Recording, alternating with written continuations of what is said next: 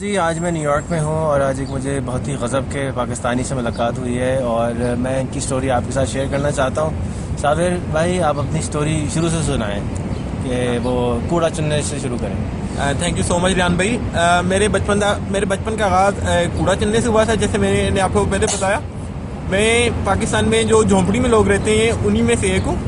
اور میرے ابو گدا گاڑی چلاتے ہیں اور میری امی گھروں میں ماسی کے طور پہ کام کرتی ہے. اور مجھے بچپن سے میرے اندر ایک بہت بری عادت ہے کہ مجھے پڑھنے کا شوق تھا. اور جب میں کوڑا چنا کرتا تھا تو میں کوڑا چننے کے علاوہ اخباروں کو پڑھنا شروع کر دیتا تھا, جس کی وجہ سے مجھے ڈانٹ بھی پڑتی تھی اور لوگ مجھے سمجھتے تھے کہ میرے کزن کہ میں پاگل ہو گیا ہوں, میرا دماغ کام کرنا چھوڑ گئے اور میں کچھ نہیں کر سکتا اور وقت ضائع کر رہا ہوں اخبار پڑھنے میں. مگر میری ضد نے مجھے آخرکار ایک اسکول تک پہنچا دیا اور میرے خیال میں یہ میری زندگی کا ایک بہت ہی مختلف موڑ ہے, کیونکہ میں اپنی کمیونٹی میں جسے لوگ مسلی, چنگڑ, چوڑے کہتے ہیں, اس کا پہلا پڑھا لکھا بندہ ہوں جو انگریزی میں بھی بات کر سکتا ہے. اور میں نے پڑھنا شروع کر دیا. اس طرح مجھے جو میری روٹین ہوتی تھی, مجھے اپنے ماں باپ کو پیسے کما کر دینے ہوتے تھے. میں صبح صبح اٹھتا تھا, اپنا کوڑے کا بیگ پکڑتا تھا اور میں مختلف مارکیٹوں میں, گھروں کے سامنے جہاں بھی مجھے کوڑا ملتا تھا, پلاسٹک, لوہا, ٹن, جو بھی بوتلیں ملتی تھی, گتا ملتا تھا, مجھ سے چنا کرتا تھا. اس کے بعد اپنے گھر آتا تھا, اس کو کوڑے کو رکھتا تھا, ہاتھ منہ دھو کر اسکول کی طرف بھاگ جاتا تھا اور سارا دن ادھر اسکول میں گزارا کرتا تھا. اسکول میں بھی مجھے بہت سے مختلف تعصبات کا سامنا کرنا پڑتا تھا. جیسے میرے ٹیچر سمجھتے تھے کہ میں مسلیاں دا منڈا تے میرا دماغ کم نہیں کر سکتا, دے کنسیڈرڈ می ڈم. اور میرے خیال میں میرے لیے یہ ایک بہت بڑی وہ تھی کہ I have to prove myself, اور میں اس کے لیے زیادہ دل لگی سے پڑھتا تھا. اور میری ایک عادت تھی کہ میں ریڈنگ کرتا تھا, اور جس سے مجھے باقی اسکول والے بچوں کی نسبت مجھے ایک ایج آتا تھا کہ میں پڑھ سکتا تھا. اسی طرح میں نے اپنی 5ویں جماعت اور 6ٹھی جماعت سے انگریزی فیلنگ ویری ایموشنل ریحان. اسی طرح میں نے 5ویں اور 6ٹھی جماعت میں اپنی انگریزی پڑھنا شروع کیا, اور میرے لیے انگریزی سیکھنا ایک بہت ہی مختلف تجربہ تھا. جیسا کہ انگریزی میں بڑے حروف ہوتے ہیں, کیپٹل لیٹرز ہوتے ہیں اور اسمال لیٹرز ہوتے ہیں, اور مجھے بالکل یہ سینس نہیں ہوتی تھی کہ اگر ہمارے پاس بڑے حروف ہے تو میں اسمال لیٹرز کو یوز کرنے کی کیا ضرورت ہے. اس نے میرا بہت اچھا خاصا وقت لیا.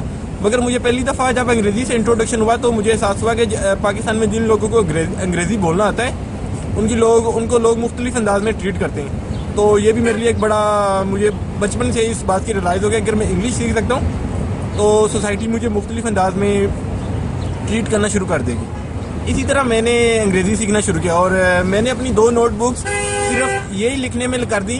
مجھے لگتا تھا کہ جو بھی بندہ, میرا انٹروڈکشن جوائننگ رائٹنگ سے ہوا تھا, اور مجھے بڑی عجیب لگتی تھی کہ ریحان صاحب جب آپ جوائننگ رائٹنگ لکھتے تو وہ ایسے لکھا ہوتا ہے کہ کسی نے یہ ایسے لکھ دیا ہے. تو میرے لیے یہ میں نے اپنی 2 نوٹ بکس اس لیے بھرتی کہ شاید میں انگریزی لکھ رہا ہوں. مجھے بہت بعد میں جب ٹیچر سے تھپڑ پڑے کہ آپ نے 2 اپنی کاپیاں ضائع کر دی ہیں, تو مجھے انداز ہوا کہ یہ انگریزی ایسے لکھی جاتی. خیر میں نے انگریزی سیکھی, میں نے بڑی شدت سے انگریزی سیکھی. میں نے ٹینسی سیکھے, میں نے ایکٹیو پیسو وائس سیکھے, میں نے ڈائریکٹ انڈائریکٹ سیکھے, میں نے انالیسس کرنا سیکھا. میں نے ایک گرامر پڑھی جو ایک انڈیا سے اس وقت ملا کرتی تھی, ہائی اسکول گرامر کمپوزیشن, اور اسے رینڈن مارٹن نے لکھا تھا, جو بہت ہی زبردست ہے. میں بچوں کو ابھی بھی ریکمینڈ کرتا ہوں ٹیوشن پڑھاتے ہوئے. تو اس طرح میرے انگریزی کا سفر جاری ہوا, اور میں 8ویں جماعت میں نے اپنے بورڈ کے پیپر دیے تو میرے اپنی جماعت میں نے ٹاپ کیا. میں نے 674 نمبر لیے تھے 800 میں سے, اور مجھے پہلی دفعہ روٹری کلب نے ایک 300 روپے کی اسکالرشپ دی, اور میں نے اپنی 9ویں 10ویں کی کتابیں اور یونیفارم خریدا.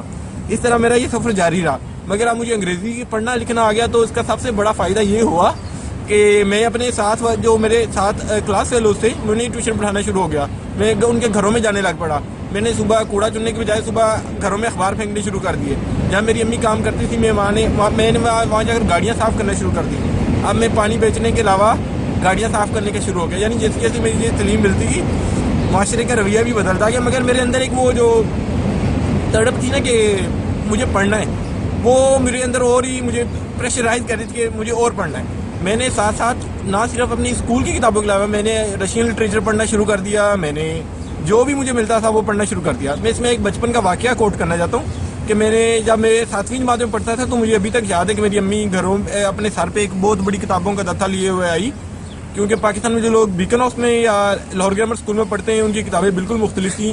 تو مجھے وہ بڑی, آج بھی وہ میری زندگی کا بہترین لمحہ ہے کہ میں نے دیکھا میری امی نے گٹھڑی کتابوں کے نیچے رکھی اور میں نے اس میں دیکھا تو اس میں سے ایک ناول تھا جسے میں بھی ریحان صاحب کو بتا رہا تھا کہ میرے لیے وہ دنیا کا مقدس ترین کتاب ہے.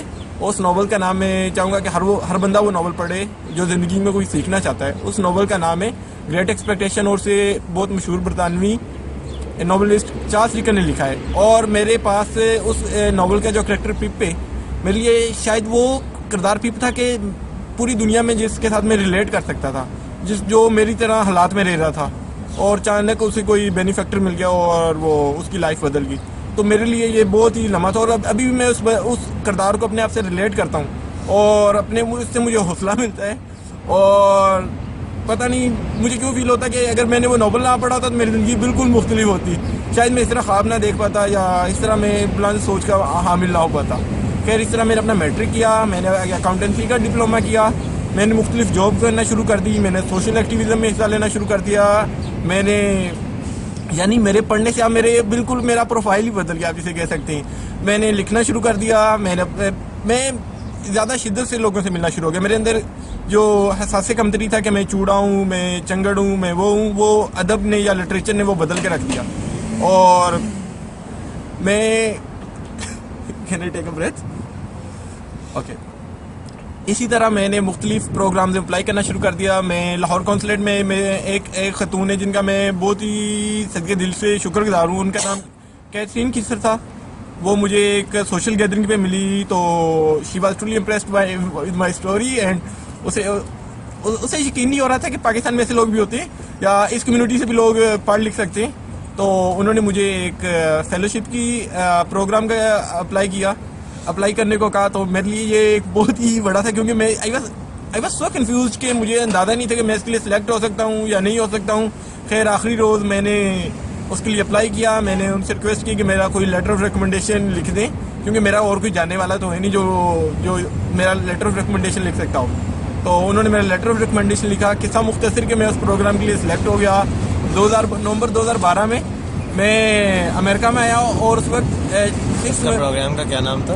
میں اس کا نام لینے کو نومبر 2012 میں امریکہ میں پہلی دفعہ آیا. اور یہ فیلوشپ تھی اٹلانٹک کونسل میں ایمرجنگ لیڈرشپ پروگرام تھا جس میں 15 لوگوں کو پورے پاکستان میں سے چنا گیا اور لکیلی میں بھی اس میں سلیکٹ ہو گیا.